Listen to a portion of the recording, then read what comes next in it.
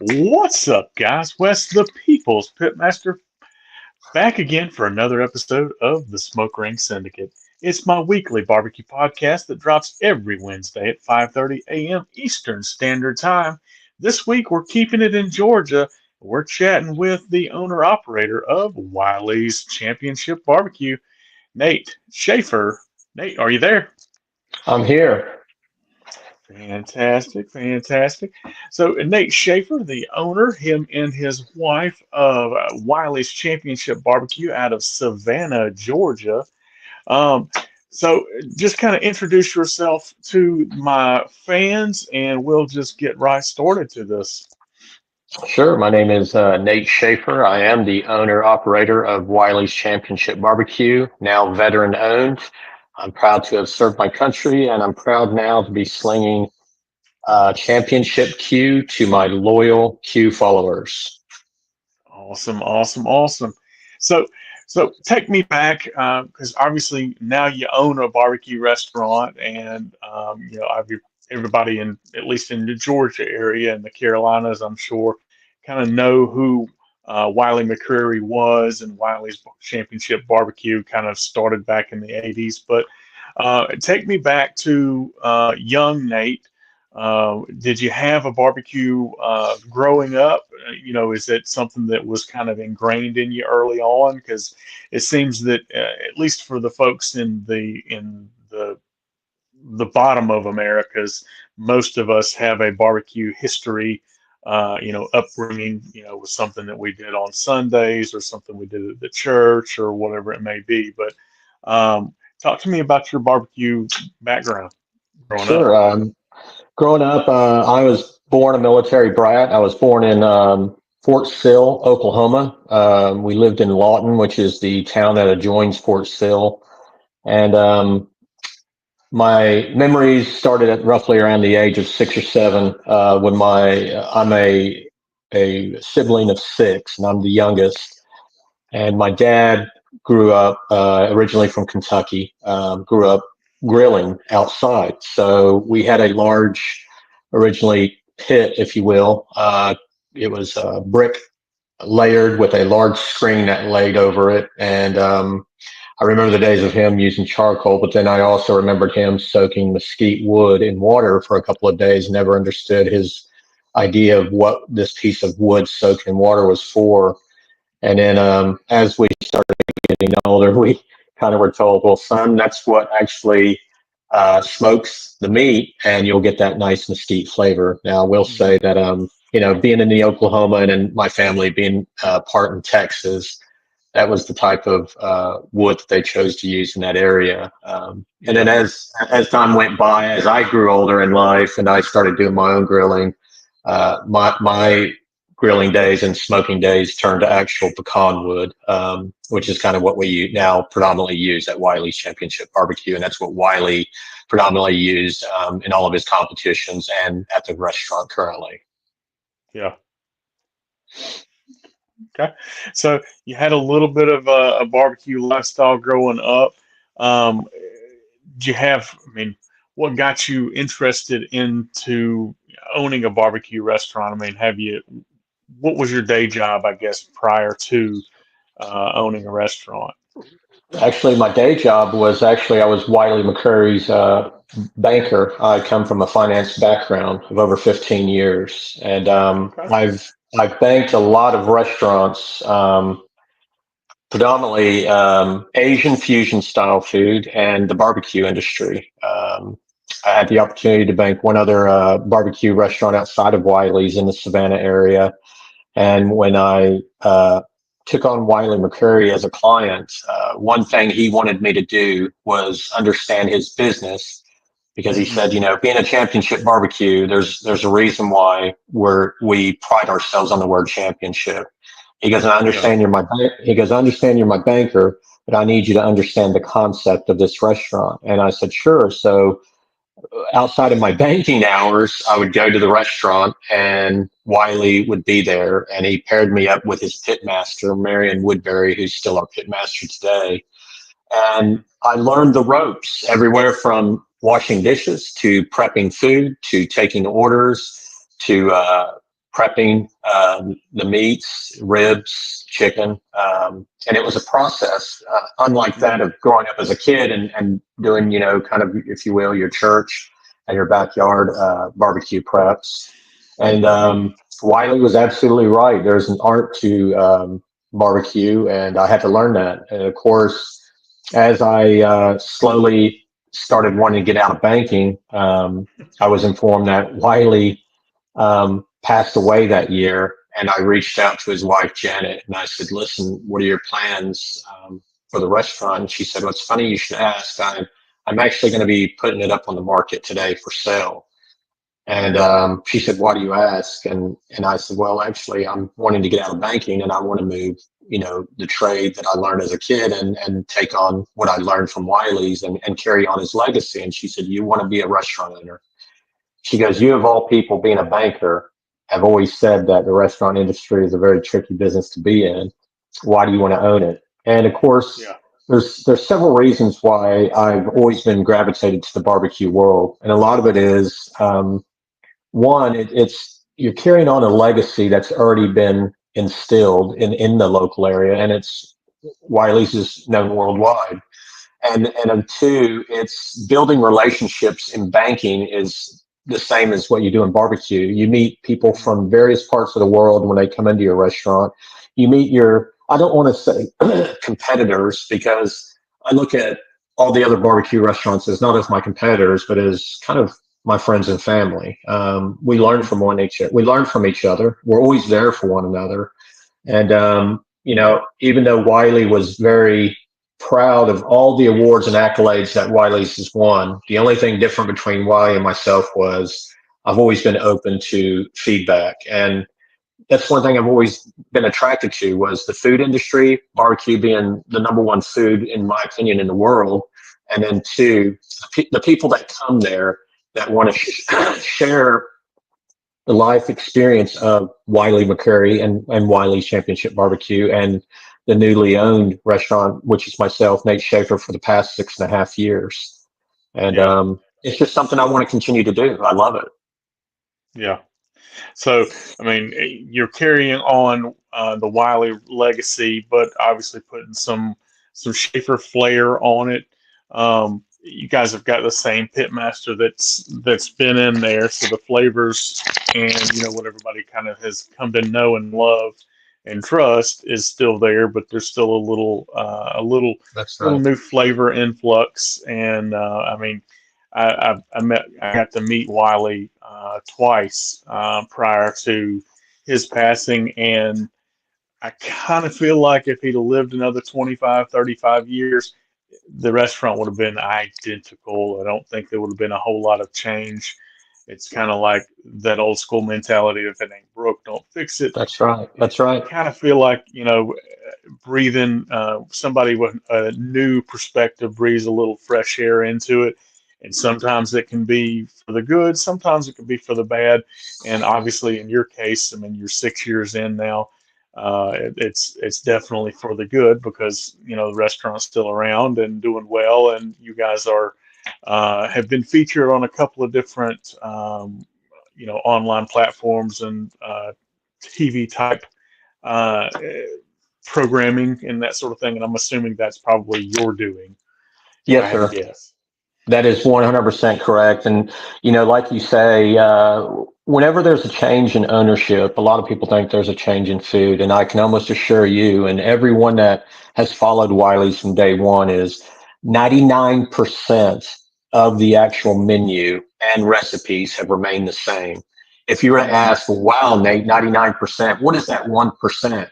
Really, that 1% is not me changing or really adding anything to the menu.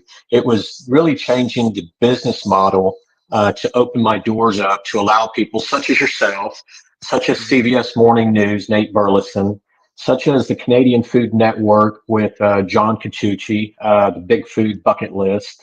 We're highlighted on that. Opening the doors to Jolly, which is a large food, critics, if you will, over from England that came over and interviewed season 10's Master Chef Noah Sims at our restaurant. The only thing really I did differently was I took it one step further in the marketing department. And I really only did that because being Wiley's banker, he was really protective of the restaurant. For him, it was never about, I want to be on TV or I want to be in articles or I want to be published. It was more of, this is how I do things and this is how I'm going to keep it. And my hat's off to the man because he knew exactly what he was doing. And that would have been only the one thing I really would have changed since taking ownership is I did involve myself in every aspect of the business. If people see me in a restaurant, they'll see me wiping tables down. They'll see me bussing tables. They'll see me talking to customers. I wanted to interact, and really from the marketing to the interaction was the only thing I changed within the restaurant scope. Otherwise, everything, like you said, if it's working and if it's don't fix it. And then we didn't change anything as far as the menu or the recipe goes. And like you said, Marion Woodbury has been by Wiley's side and his pitmaster well over, the past 15 to 18 years. And Marion continues to be the driving force and engine in the restaurant. Now, if Marion were to happen to go out sick or ill, and touch wood, that never happens, do I feel confident enough to where I could step in the kitchen and actually do that? And the answer 100% is yes. The McCrarys made me prior to buying the restaurant. Janet basically said, you're going to have to learn every aspect again to become the owner, because they didn't want to just hand the restaurant over and sell it and be done with it. They wanted this legacy to continue. So again, from scrubbing the toilets to mopping the floors to the dishes, all the way up to meat preparation, everything, I have mastered that. And, when COVID hit, and you got to take in consideration, I bought this 6 months prior to COVID hitting. It was probably the worst time ever to own a restaurant. And did it frighten me? Hell yeah, it frightened me. I'm a banker, so everything I did in life always revolved around risk. And so my wife and I lost 50% of our staff when COVID came.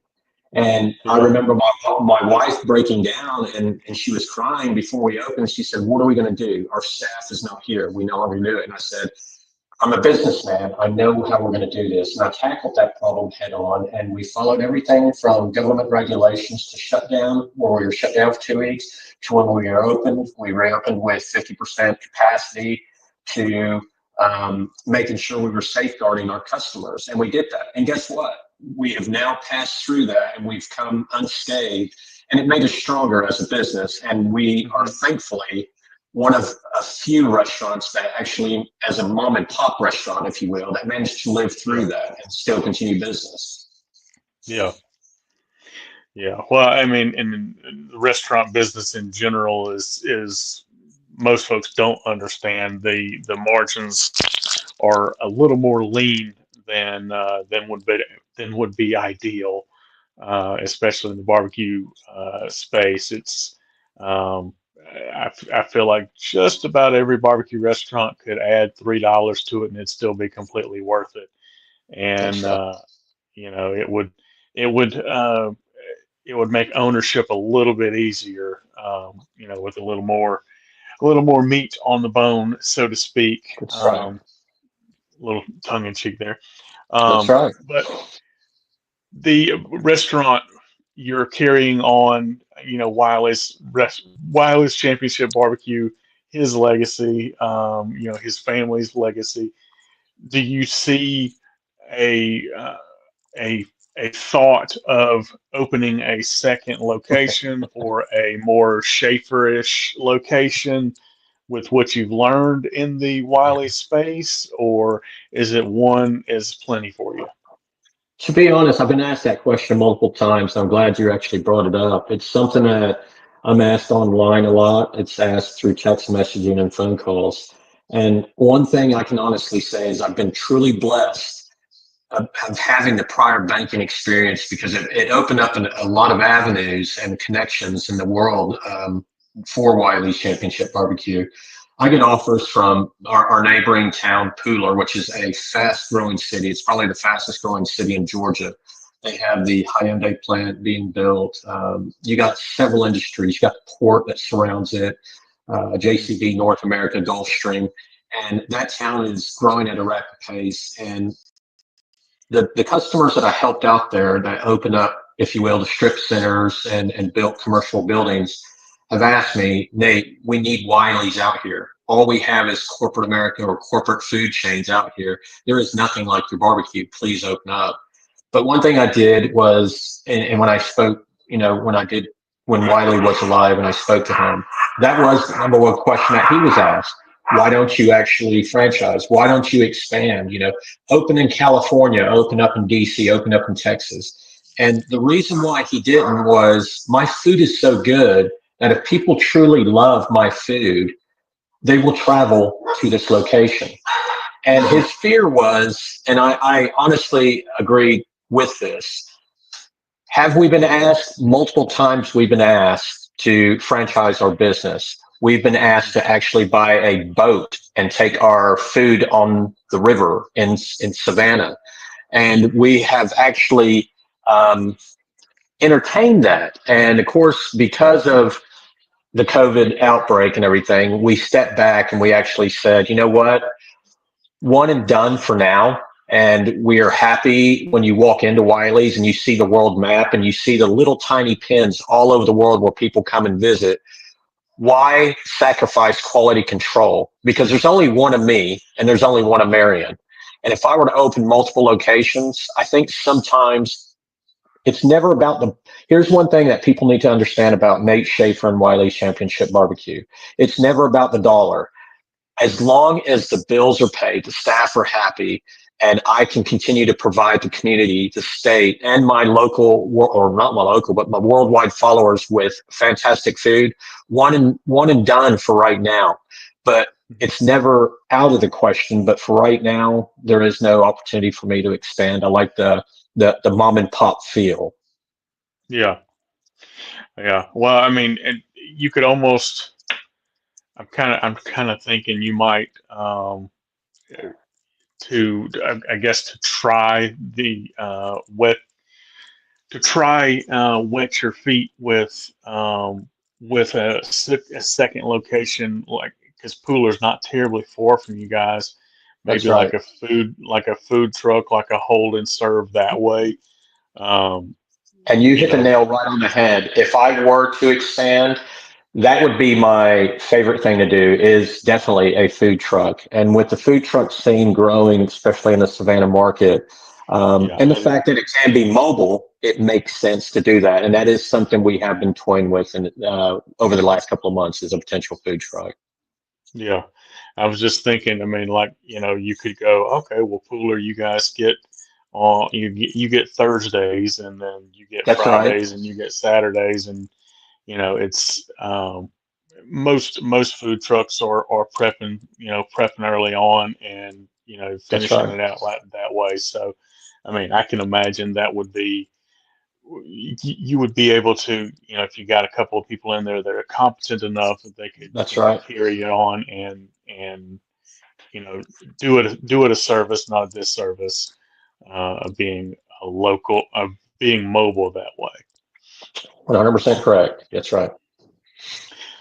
So, you didn't really have a championship competition barbecue life prior to the restaurant. You were, counting dollars and cents and banking and that sort of thing.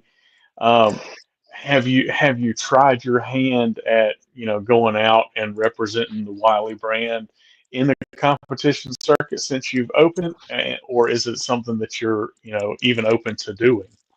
We are open to doing it, and I will honestly say I always am respectful. Even though I'm the owner, I'm very respectful of my staff. My staff is the backbone. My staff is the engine room, and my pit master Marion.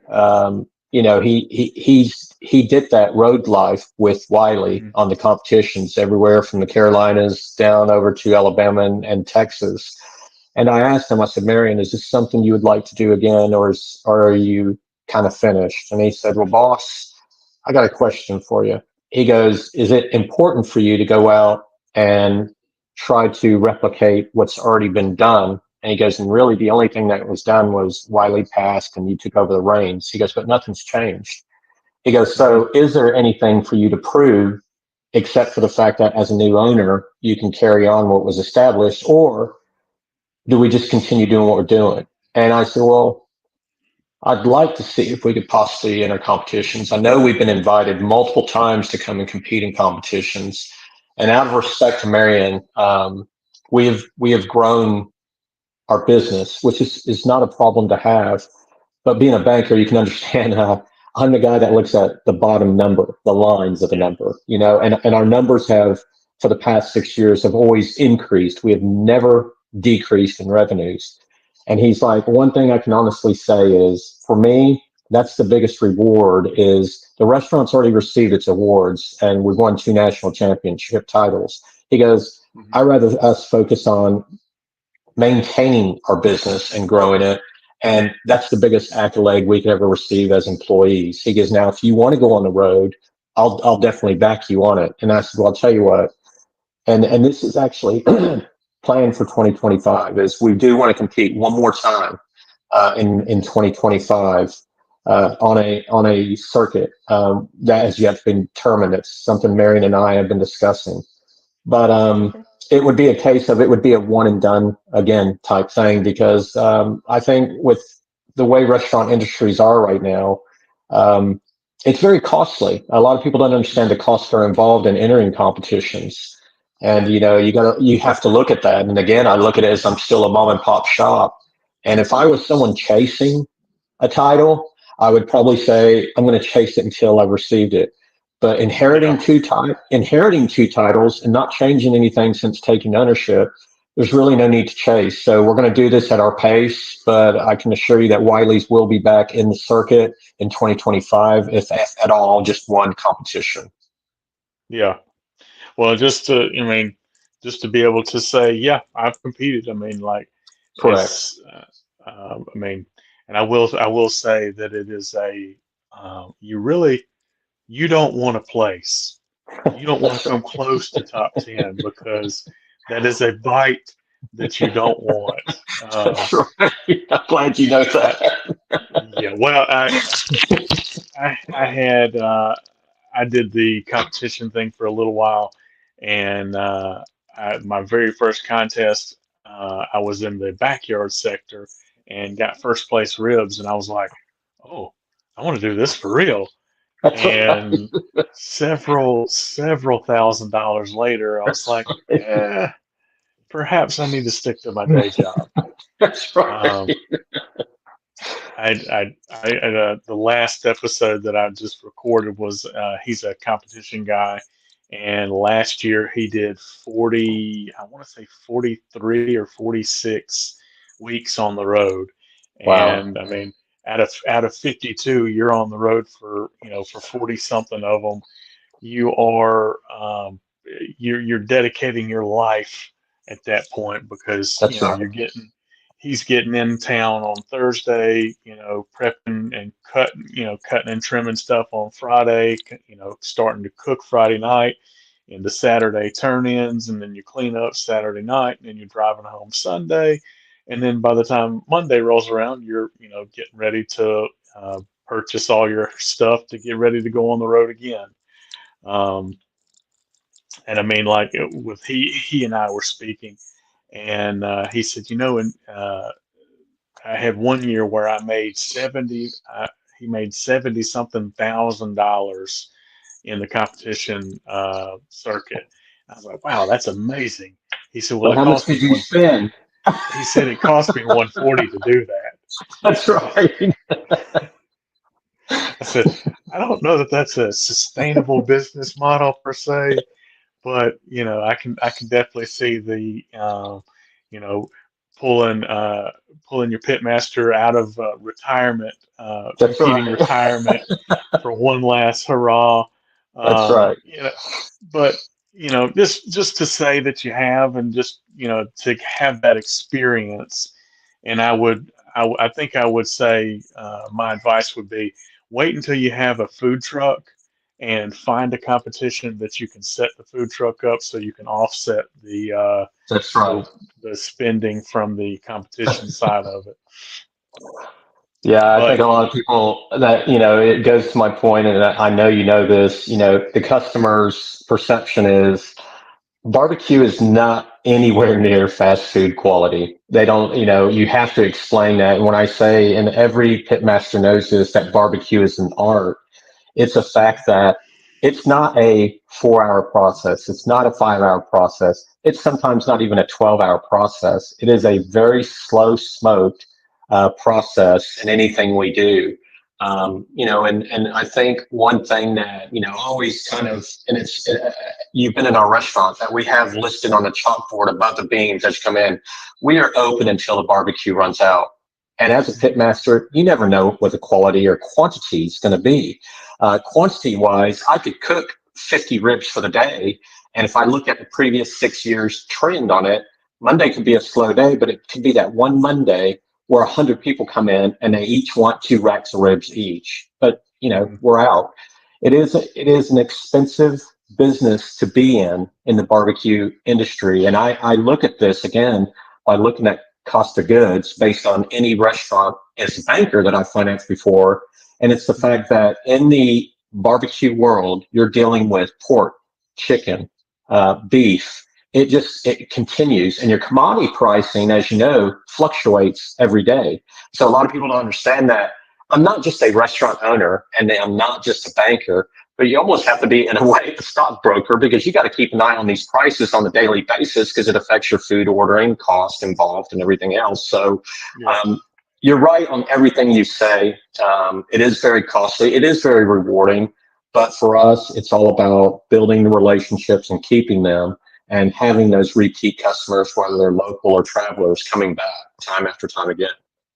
Yeah, yeah. I say I'm a good 3.5 hours, 4 hours from you, and I've been a handful of times.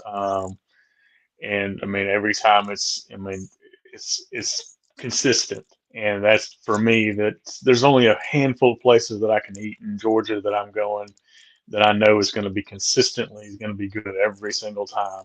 It's either it's going to be delicious, good, or they're That's going to be right. out of it. Well, And one of my I'm a funniest one of my funniest stories, and I know you know this guy. I was downtown Savannah, and I happened to step away from the restaurant, and I was walking downtown, and I saw a familiar face. And as I'm sitting there walking, my wife's like, "What's the matter?" She goes, "I know you see someone you know." And I said, "I do." And she goes, "Who is it?" And I said, "Well, I know he's in the barbecue world." I said, "It's Myron Mixon." And I walked up Mhm. to him and I said, "Hey, Myron, I'm Nate Schaefer. I own Wiley's Championship Barbecue." And he shook my hand. He said, "I know Wiley McCray very well." And to me, that was kind of probably, if you will, the biggest claim to fame, because when I talk to people about Wiley's Championship Barbecue and all of our accolades, it doesn't compete or compare anywhere to a Myron Mixon. And of course, Mhm. he's in his own world, Myron. And Yeah. my hat's off to him and on everything he's done. And he's a fantastic guy. But it just goes to show that even someone, if you will, and I always classify us still as a small barbecue restaurant. Not only are we known worldwide, but you have some of the largest pitmasters in the world that recognize our restaurant. And someone like yourself, when you say you've eaten in my restaurant a few times and you've come back, and that to me is the biggest award any restaurant could really have. It's not about a trophy, a ribbon, or a Yeah. write-up article. It's what you just said is repeat customer, repeat customer.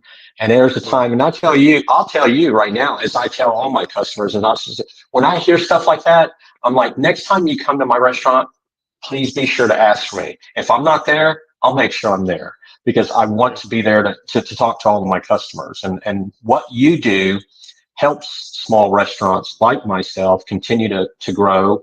And again, we are always open to suggestions. I'm happy you keep tapping on to expanding or franchise or food truck, because sometimes I kind of doubt myself, but when I have someone like yourself kind of say, you repeat it and focus on it, it just reassures me that, Nate, you are doing something right. Wiley started something and you're carrying it on. So my hat's Yeah. off to you for what you guys do. So thank you. Yeah. Well, absolutely. I mean, uh, the folks that don't know Wiley's history. I mean, he started in, if I'm correct, '83. That's correct. I mean, 1983, and we're in 2024, going into 2025, and that his flavor profile worked, and it's kind of stood the test of time. It's kind of a testament of, yes, this does work. Your only wonder is the location portion of it. Does it change? And as far as going, just out to Pooler and that sort of thing, you're not changing your landscape enough, That's right. elevation wise and that sort of thing. So you can keep your same exact, timeline and that sort of thing for it to work, and it should work in theory. So But let me ask you this, because you've been to my restaurant a few times, it always amazes me because when you step inside of my restaurant, it's nothing what you thought the outside was going to look like. And Mhm. so that's probably the biggest thing. I'm glad you tapped on location. Wiley's has been in the same location when he decided to open a restaurant in 2008, which is our current location. And you, of all people, know when you pull up, that's not what you expect where Wiley's to be. We are No. located. We are located in Strip Center, right off Highway 80 and the Islands Expressway. I call it right at the Y junction there, Mhm. across from the Walmart parking lot, if you will. And Yeah. to be honest, we looked at possibly, and again, this is prior to COVID, we looked at, do we buy our own building and open up, which I'm kind of glad we didn't, or do we move? And the fact is, we have been the staple of that plaza longer than any other business that's been in that. I've seen businesses come and go, and Wiley's has been there, and even our landlord has been very kind and gracious. And I've even took kind of a verbal poll, if you will, with some of my customers and said, "What are your thoughts of us potentially leaving or staying? What would your thoughts and what would your advice be?" And they're like, "Don't leave, stay where Yeah. you're at." And we have. I think that's probably the funniest thing is the inside looks true with all of our awards and accolades, all the photos of all the celebrities and professional athletes that have come into our restaurant and continue to come back.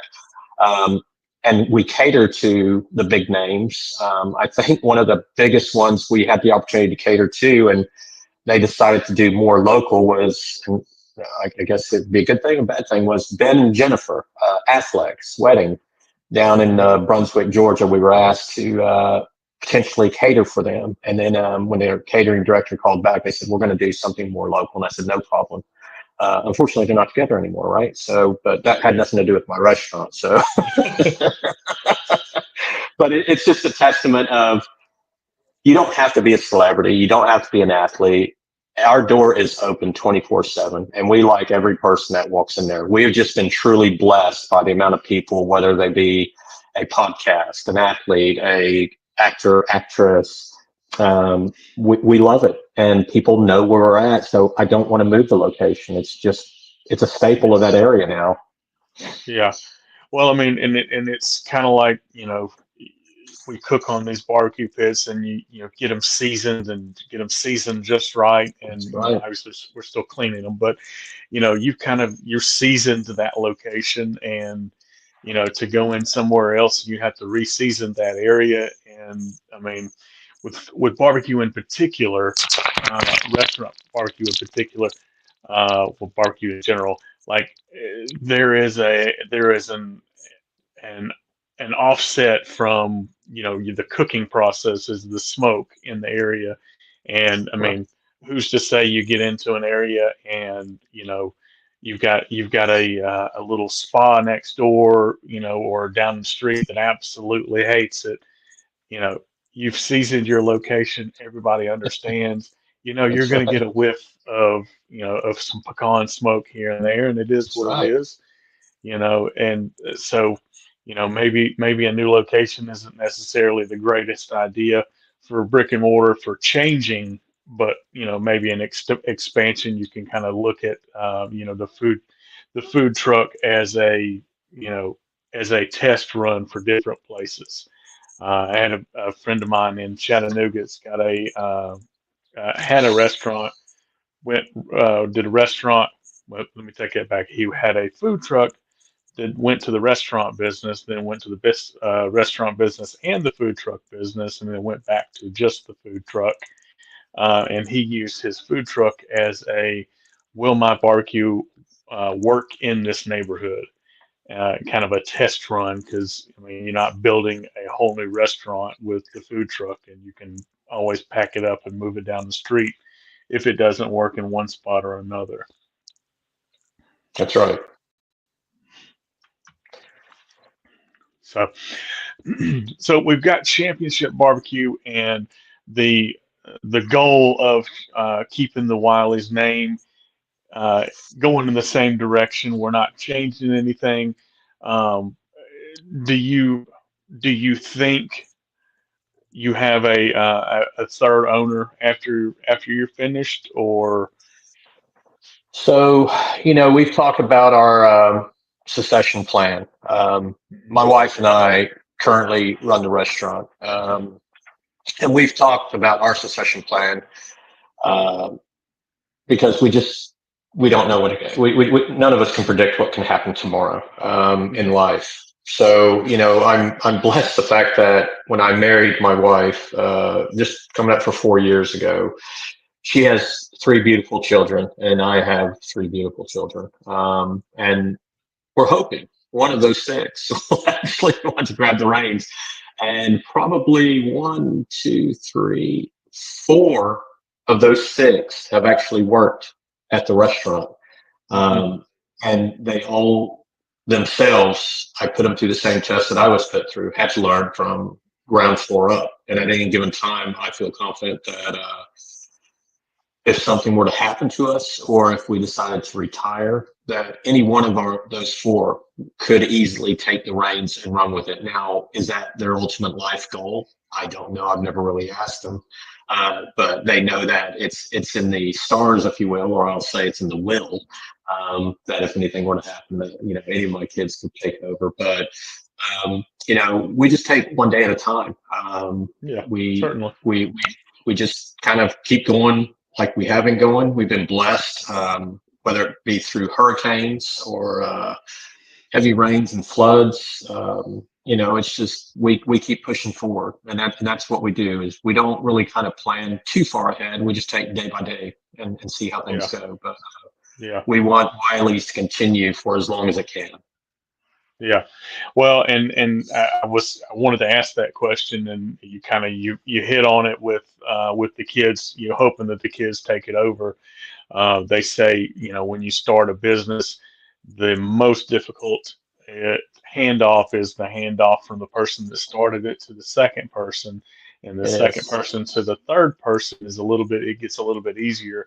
And once you get to that third person, the business model doesn't change. It stays exactly as it is. So do you think out of the four out of the six that have been there, do you think either of those four would have an inkling to go, let me put my spin on stuff, or do you think they would carry it on just as it was? Probably Just of the four. Sure, just personality wise. of the four, there's my stepson, and then the other three are the females, like my girls, if you will. One, I can honestly say the girls are content with carrying the legacy on as it would. Now, my stepson, he's a very smart individual. He's attending Hmm. Pitt for engineering, or excuse me, architectural engineering. Um, and when he worked there, he liked being in the back and helping the pit master. And the kid, hands down, is a phenomenal cook. If he were to Hmm. take it over, he'd want to put a little bit of more flair on his. He watches the Food Network. He watches Barbecue Pitmasters. He watches any Food Network that comes on. Whereas my daughters, they're content with, okay, I learned it, and we're going to continue on with how it is. So Yeah, if my stepson were to take it over, Wiley's would continue as it is with a bit more flair of extravagant barbecue, as he likes to call it. hmm, Whereas if my daughters took it over, it would just continue on as it is. yeah, And the great thing is, the customers that have met four of these of my kids all know them when they worked in there, and they still come in the summer and they help out when the boys out of school. And when the daughters are at school teaching now, they hmm, go home. And then I have a daughter that's in pharmaceutical sales. So in the summer, they come out and help, and they pick right up and never skip a beat of what do I need to do from the point of sale system to prepping to everything within that restaurant. I could easily say, hands down, that if I wanted to take a 6-month vacation overseas, I could lay it in their hands and not have anything to worry about, that it would run just as it does today. Yeah. Yeah. Well, I was just curious, just because I mean, like I said, we, as it hands down, the business goes through hands and through families or That's through right. you know uh, new ownership and that sort of thing. If you thought if you thought it would carry on just as you've carried it on with Yeah. with any flair or any changes, I guess you could say. Yeah, I would say again, it's kind of like when I took over. I would say anywhere between 95 to 99% of it would remain the same. There might be that 1% change. It could be my daughters aren't that big into the marketing side like I am. I love marketing. Hmm. They're not that content. They might revert back to the Wiley McCrary days of don't bother me with interviews or anything else. They personally would not do this podcast with the People's Pitmaster on Smoke Green Syndicate. They would just shy away from it. Now Yeah. my son would stepson would come on and he would say, "Huh, the People's Pitmaster, Smoke Green Syndicate. Let me see." So, and he would actually start interviewing you and then tell Yeah. you, well, I have an idea. And then he will tell you his idea. That's the type of individual he is. Yeah. But it's never for the worst. It's always for the good. And always with them, they relied on my experience of having a financial background of, well, you've done well for yourself in life, so you must have done something right. Now, they Yeah. not necessarily might agree with everything I have done. Like, I've said no to things in life. But when you ask Nate, you grew up, what is your barbecue background? When I've encompassed my little flair within the barbecue world, it's more of a not on the menu, but it's on the specials. And that's the Hmm. extent I want because a special changes on a day-to-day basis. It's never really Yeah. kind of the same as much. And that goes the extent of my flair. And I kind of test the waters on the special side. That's really the minute 1% that's not going to affect the menu that's been the same since Wiley was there. Yeah. And I can honestly say, if I look back from the time that I took over from Wiley's to current, was there anything you really changed or took away? The answer is yes. And it was mainly based on research of the past of that, excuse me, did this product sell? Did it move? Or was it just on there because you had the odd one or two or three customers that expected it to be on there, but it really wasn't Yeah. a profitable island? So, for example, and I think you can hopefully attest to this, we used to offer daily the what I call the Flintstone rib. Well, the Flintstone Hmm. rib, the beef rib, is too costly to put on a menu every day. It's Uh, impossible. And so I took it off, and I'm like, this doesn't make sense. We're actually losing money. So let's make that a special. So whereas Wiley had it on the menu all the time, we now do it as a special, but it's still the yeah. same recipe and everything as when he served it. It's just not as Yeah. often. Yeah. Trust me, I had I had it. It was good. thank you. It Yeah. is this is a must. I get it. It is a must, but it's not a Well, daily must. and the brisket on a stick or dinosaur rib or That's right. whatever you want to call it, like it is not something that you can get. I would say you're probably less than 10, uh, like probably in the southeast, that have it on any sort of basis, regular or special or otherwise. Um, I had a friend of mine that's got a spot up in Canton. They did they did a rib special, but he pre-sold, like he was not cooking, not cooking them and hoping they sell because it's not a cheap product to produce. So he planned it and done it in such a way that he's hopefully not going to lose any money on the That's dino right. rib. Um, but and to me, dinosaur rib or brisket on a stick or whatever you want to call it. Like it's good, but I'd rather some brisket. One hundred percent. Because I, I mean, they're going to be pretty similar, in flavor profile and your bite and your chew and all that. So, like, I mean, I think I'd prefer just some brisket, and if you want to throw a bone, just throw me a rib on there, That's right. and That's right. I'll lay the rib bone next to it, and we'll call it brisket on a stick.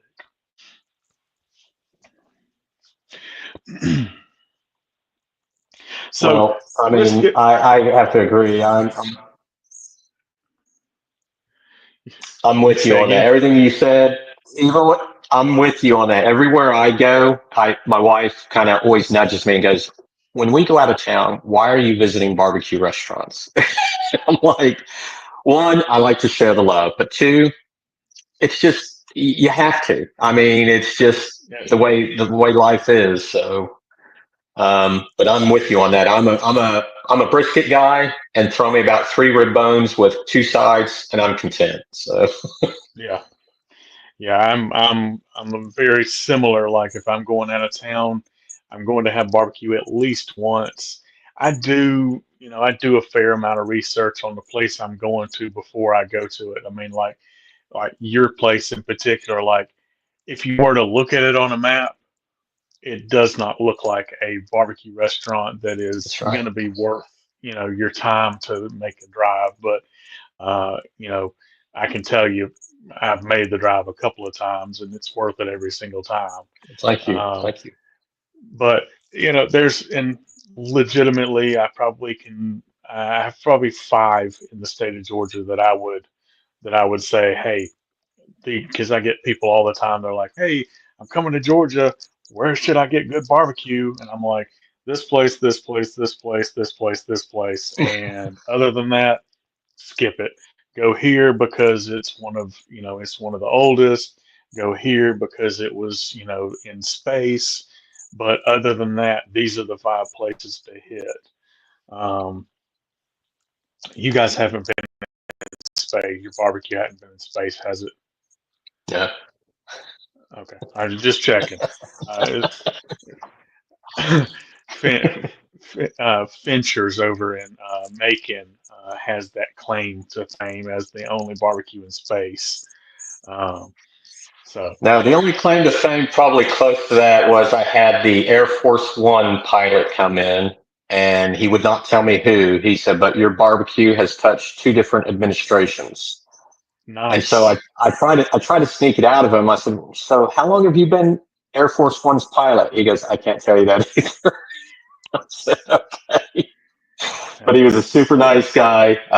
So that's really my only claim to fame was that Air Force One said two admins had touched my barbecue, and then of course the countless numbers of professional athletes. I think the most recent was, and before he left to I think it was the Tennessee Titans, was Mason Rudolph when he played for the Steelers, the backup quarterback there.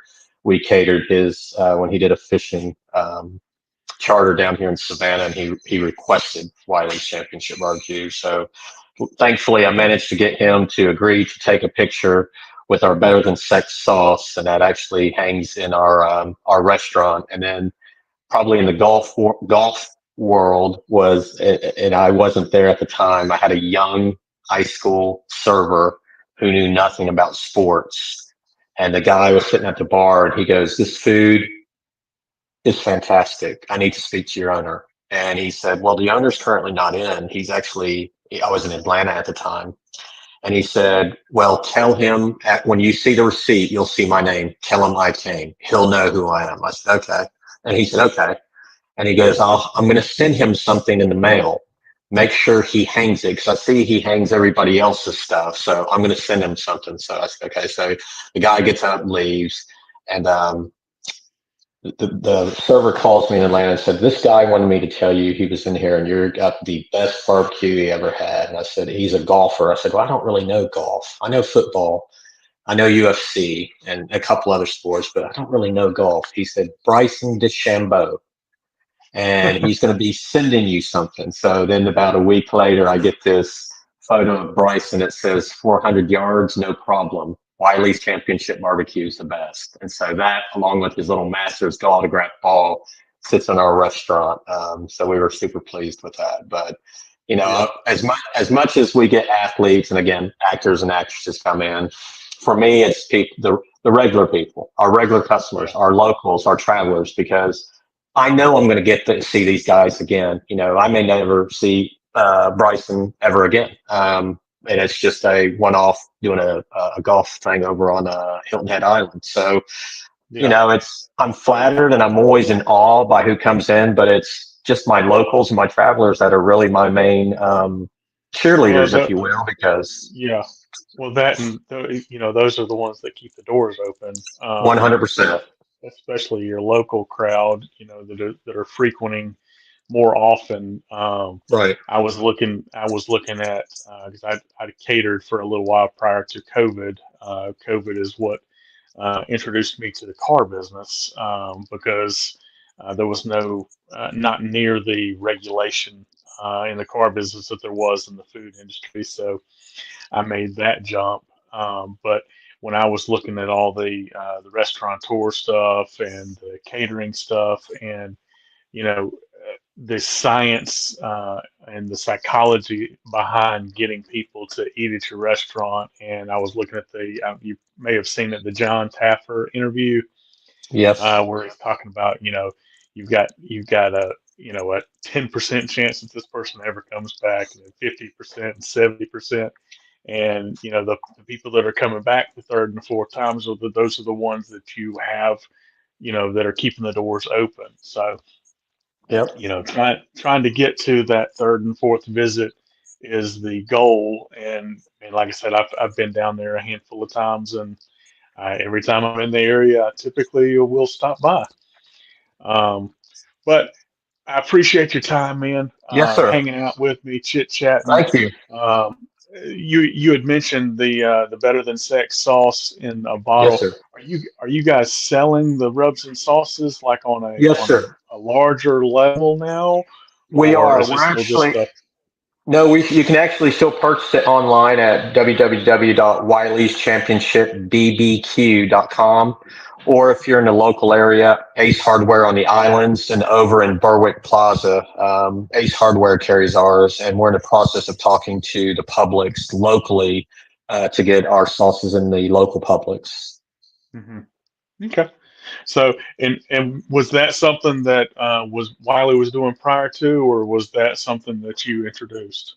No, no, we carried it on. The only thing we introduced after Wiley passing was I added one piece of flair to that, which was we now sell sweet heat hog honey, which is our own line of honey that we use on our smoked wings that we put on Mhm. along with the sauces and some of our ribs. And we've also encompassed it in our burnt ends on a special every now and then. So the sweet heat hog honey has been a fantastic success and flavor to add to our current sauces and rubs. That's the only thing Okay. we've changed. Yes, sir. Okay.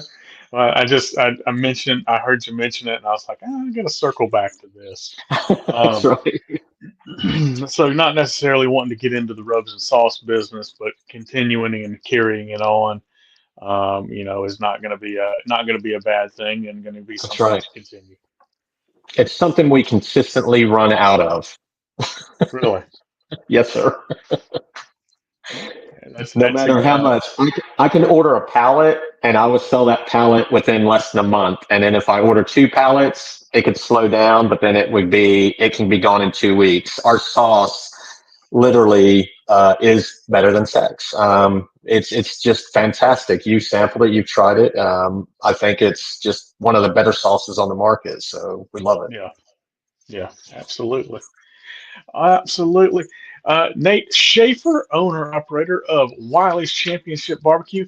Hit me with your socials and we'll hang this thing up, man. You can reach us on Facebook at Wiley's Championship BBQ or on Instagram, Wiley's BBQ, and TikTok, Wiley's BBQ. You guys are TikTok famous then, yeah. That's right. Awesome. I appreciate your time, man.